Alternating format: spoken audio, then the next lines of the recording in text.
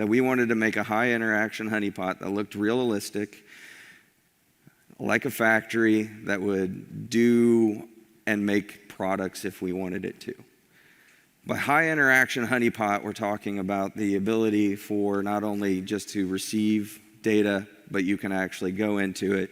There was a full network and a bunch of other things that made it look very, very realistic. As you can see in this video behind me, this is walking through some of the things that you could do. We had 4 major people that we wanted to work for the company.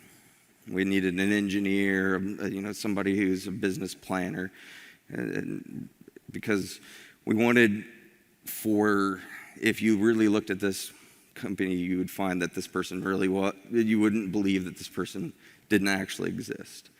So in total, we had 4 people that worked for the company. One of the goals we wanted to do, as I originally said, was I wanted to see what happened when they held a factory ransom. So we have a factory held ransom. So how smart were these actors? How much did they know about the actual processes and things like that? So we had communications with this actor. Originally, in this case, the original ransom was $10,000. We talked them down to $6,000. We never paid it. But one of the things that they really were looking at and trying to do was get paid.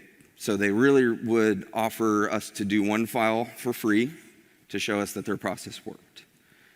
So based off of that process alone, we took, and they had this email, and they said, no important files, like SQL databases, things of important, those kinds of things. And I went, okay, I'm a factory.